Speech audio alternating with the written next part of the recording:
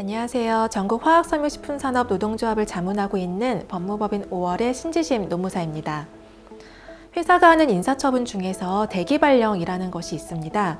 유사한 개념으로 직위해제나 보직해임이 있는데요. 오늘은 이것을 통칭해서 대기발령이라고 하겠습니다. 이 대기발령은 법에서 규정하고 있는 내용이 없기 때문에 법원의 판례나 노동부 행정해석 등을 통해서 정당성을 판단하고 있는데요. 따라서 상대적으로 법적 규제가 엄격하지 않은 편이고 대기발령 조치를 받았을 때 법적으로 구제받기가 쉽지가 않습니다. 그래서 노동자 입장에서는 정신적 고통을 감당하면서 어렵게 버티거나 스스로 퇴사를 선택하게 되기도 합니다. 하지만 대기발령이라고 해서 사용자가 무조건 임의로 할 수 있는 것은 아닙니다. 대기발령 통보를 받는 경우에 반드시 알아야 할 내용들을 정리해 봤습니다. 대기발령이란 회사의 경영상 사정 또는 근로자의 귀책 사유 등을 이유로 해서 근로자가 현재의 직위 또는 직무를 계속 담당하게 되면 업무상 장애 등이 예상되는 경우에 이를 예방하기 위하여 일정 기간 직무에 종사하지 못하게 하는 잠정적인 조치를 말합니다. 대법원이 판례를 통해서 정의한 개념이고요. 기본적으로 판례는 이 대기발령을 사용자의 고유한 인사명령권으로 인정하고 있지만 그렇다고 해서 모든 대기발령을 회사의 재량권 내에 적법한 인사명령으로 볼 수 있는 것은 아닙니다.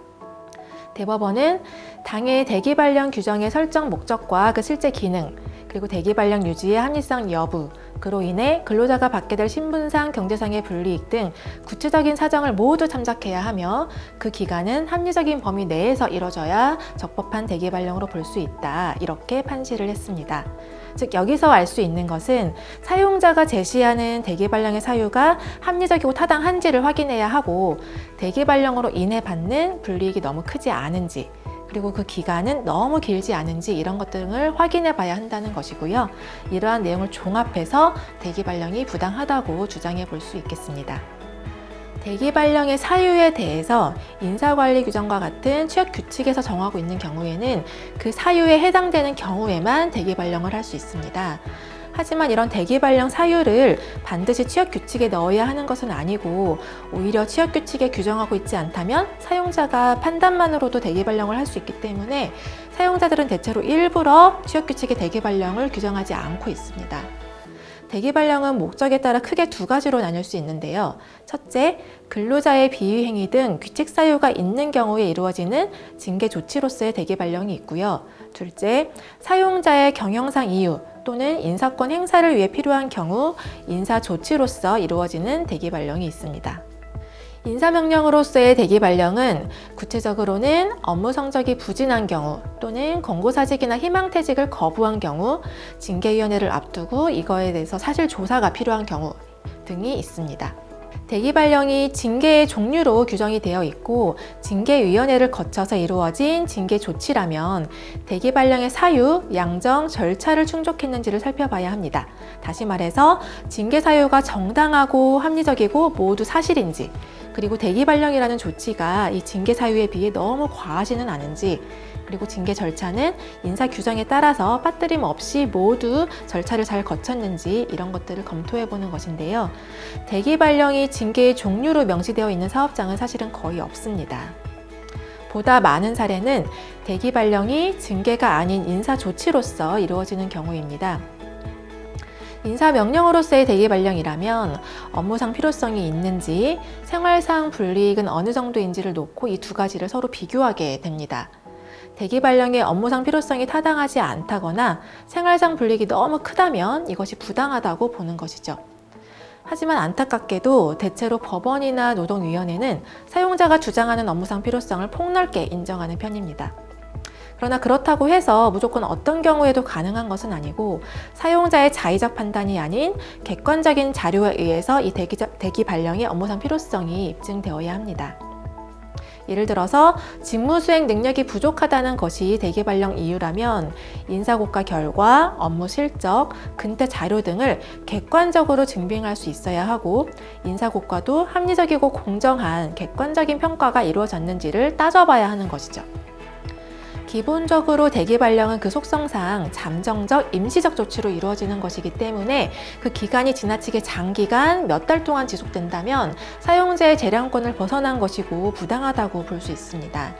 하지만 법적으로 대기 발령에 기간 제한이 있는 것은 아니기 때문에 명확하게 몇 개월이 넘으면 부당하다고 인정된다, 이렇게 좀 판단하기는 어렵습니다. 대기 발령의 사유로 제시된 것이 무엇인지에 따라서도 필요한 기간이 달라질 것이기 때문에 케이스 바이 케이스로 볼 수 있습니다. 그렇다고 꼭 반드시 그런 것은 아니지만 통상적으로는 3개월에서 6개월 이상 대기 발령이 지속된다면 부당하다고 판단될 여지가 더 많아지기는 합니다. 또한 대기 발령 사유로 통보한 내용이 사라졌음에도 불구하고 대기 발령을 계속 지속하는 것은 사용자의 인사권 남용이 될 수 있기 때문에 이 부분도 확인해 보아야겠습니다. 대기 발령이 징계의 한 종류로 규정되어 있고 징계 조치로서 행해진 것이라면 이러한 징계성 대기 발령 기간의 임금은 지급받기 어려울 수 있습니다. 하지만 징계가 아닌 인사조치로서의 대기 발령인 경우에는 일정 금액 이상을 임금으로 지급받을 수 있습니다. 회사로 출근하는 대기 발령의 경우에는 업무를 부여받지 못해서 일을 하지 않더라도 회사에 있는 시간 동안에는 사용자의 지휘 감독 하에 있기 때문에 통상임금의 100%를 지급받아야 합니다. 자택대기 명령을 받아서 출근 의무가 면제되는 경우에는 근로기준법이 정한 휴업으로 보기 때문에 휴업수당, 즉 평균임금의 70%를 지급받아야 합니다. 취업규칙, 인사규정 등에서 당연퇴직 또는 통상해고라는 제목으로 대기 발령 기간이 몇 개월 이상이 되면 자동퇴직한다, 이런 내용을 정해놓는 경우가 있습니다. 이 경우에는 단순 대기 발령이 아니라 해고로까지 이어지게 되기 때문에 근로기준법 제23조가 정하고 있는 해고의 정당한 이유가 필요합니다. 즉, 해고까지 이르려면 사회 통념상 해당 근로자와의 고용관계를 계속할 수 없을 정도의 중대한 사유가 있어야 하는데요. 대기 발령으로 인해 해고된 것이기 때문에 대기 발령의 사유가 해고할 만큼의 중대한 사유여야 한다는 것입니다. 저성과자라는 이유로 대기 발령에 들어가고 그 이후 몇 달이 지나서 해고한 사례에 대해서 최근 대법원이 이것이 부당해고라고 판단한 사례가 있었습니다. 이 사건에서는 해당 근로자의 근무 성적 부진이 어느 정도 지속되었는지, 그리고 그 부진의 정도가 상대적으로 낮은 정도를 넘어서 상당한 기간 동안 일반적으로 기대되는 최소한에도 미치지 못했는지, 그리고 향후에도 개선될 가능성이 없는 것인지, 회사가 해당 근로자에게 교육과 전환 배치 등 근무 능력 개선을 위한 기회를 충분히 부여했는지, 이런 것 등을 따져봐야 하고, 단지 근무 성적이 낮다는 이유만으로는 해고가 정당하다고 볼 수 없다라고 판단하였습니다. 대기 발령이 실제 직장 내 괴롭힘의 수단으로 이용되는 경우도 많이 있습니다. 대표적인 것이 면벽 수행이라고 불리는 것인데요. 아무런 업무도 부여하지 않고 책상을 복도나 창고 같은 곳으로 옮겨서 심리적으로 고통스럽게 하는 것이죠. 그렇지만 모든 대기 발령이 무조건 직장 내 괴롭힘에 해당한다고 보기는 어렵고, 직장 내 괴롭힘의 요건을 충족하고 있는지를 따져봐야 합니다. 자세한 내용은 직장 내 괴롭힘에 관한 영상을 참고해 주시기 바랍니다. 대기 발령으로 인해 불이익이 발생하고 있다면 근로기준법 제23조 제1항에서 정하고 있는 그 밖의 징벌에 해당하기 때문에 노동위원회 구제 신청이 가능합니다. 따라서 대기 발령 기간 동안에 임금을 전액 지급받지 못하고 일부 삭감이 되었다면 노동위원회 구제 신청을 고민해 볼 수 있습니다.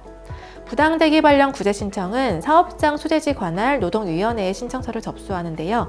노동위원회는 광역시도 단위로 설치되어 있기 때문에 사업장이 서울이면 서울진호위, 경기도라면 경기진호위에 접수하시면 됩니다. 이때 접수 기한은 통지일로부터 3개월로 정해져 있기 때문에 대기 발령 통지를 받은 날로부터 3개월이 넘지 않도록 주의하셔야 되겠습니다. 얼마 전 모 경제일간지에 실린 법률 칼럼의 한 대목을 소개해 드리겠습니다. 우리나라는 해고가 너무 어려운 나라이므로 대신에 대기 발령을 활용하라, 이렇게 사용자에게 조언하면서 이렇게 이야기를 하고 있습니다. 대기 발령은 당신의 직무를 박탈할 정도로 존재 가치가 없으니 회사에서 나가주시오 라고 직원에게 던지는 무언의 최후 통첩이다. 업무를 부여하지 않으며 자괴감과 동료들의 따가운 시선을 겪어보라는 압력이고, 자택대기는 출근 의무조차 부과하지 않고 더욱더 심적 압박을 가할 때 사용한다. 이처럼 대기 발령은 법의 빈 구석을 악용하여 노동자의 자존감을 무너뜨려서 스스로 회사를 나가게 만드는 수단인 경우가 많습니다. 이 칼럼은 마지막에 이렇게 이야기합니다. 대기 발령은 양날의 칼이다. 직원의 퇴직을 유도하는 수단이기도 하지만 직원이 끝까지 버티면 이후 회사가 쓸 노동법적 수단이 거의 없다.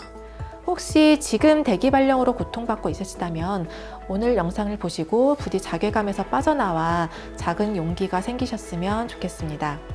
대기발령이라는 양날의 칼에 일하는 사람이 다치지 않는 사회가 되길 바랍니다. 오늘 이야기 마치겠습니다.